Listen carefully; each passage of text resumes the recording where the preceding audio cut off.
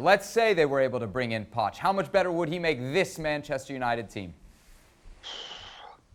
He's still got the same individuals. He's still got players when I look at people like Paul Pogba. So and the Anthony players Martial, aren't good enough then. And they're not the only ones. So the players aren't the ones that are good enough then.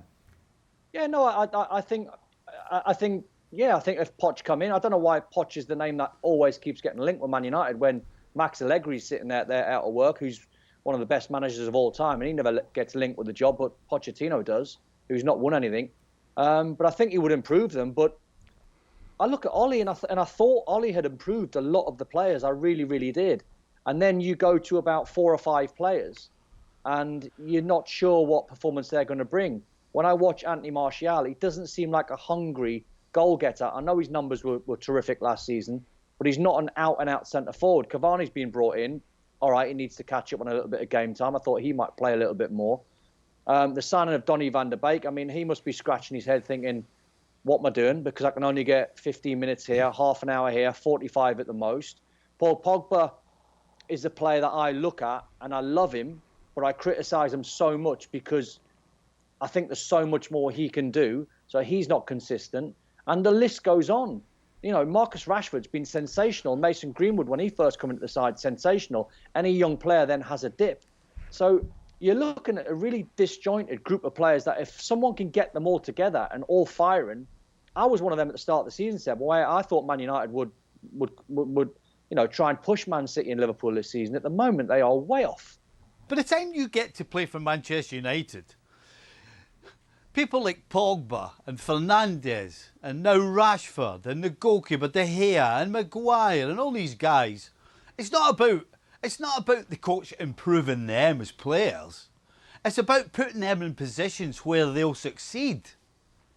Do you think Pochettino coming in is going to make Paul Pogba a better player? No, what Pochettino will do is he'll put him in a spot where he can succeed and where he can be at his best.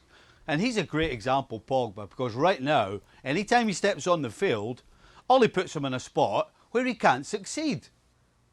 Every time he plays him, he's asking him to defend. And he can't defend. Guess what happens? Gives penalties away, doesn't track back. Then everybody gets on his back. Instead of the Pogba we know at his best, driving forward and getting in towards the opposition's penalty box. So the coach has got to put players in a position where he can succeed. And Pogba's the best example of just putting a player in the wrong place. Well, he's got 3 number 10s, hasn't he? He's got Donny van der Beek, he's got Bruno Fernandes and Paul Pogba, all wanting to play, or all at their best, playing as a number 10 with a free role. And he can't get them all on the same side. And Jules, that's just it, isn't it? When we talk about this team, you can talk about the players, you can talk about the manager, but you got to talk at some point about who's building it. This is a poorly built squad. I mean, it's terrible. We've been saying it, I don't know how million times on the show. The last 7 years, since Sir Alex Ferguson retired, since David Gill left the club, Ed Woodward, who probably has some qualities and was great in the finance world, but this is not his job. He's out of his depth. He's incompetent. We've said it many times. He can't get just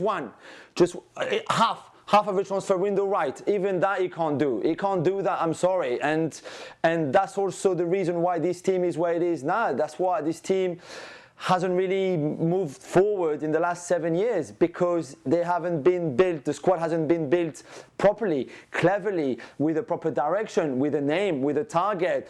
If Ole Gunnar Solskjaer asks you Jadon Sancho, there's a reason to it. He's not asking you for Sancho because he thinks, you know what, I like his haircut. No, he's asking you for Sancho because he can bring you something different that you don't already have in your team. So pay the money. There's a price for everything. There's a price for Jadon Sancho. Pay it, because you didn't pay it. And now you look at this team and think, you know what, we could do with a Jadon Sancho there. Well, yeah, of course you could, and you should have bought him. And we can go on every single position in that starting 11, and we'll have the same conclusion. Yeah, you could do with that player that you didn't sign. You could do with him, but you didn't sign him. You could do with him, but you missed him out as well. And all of that is Ed Woodward's fault.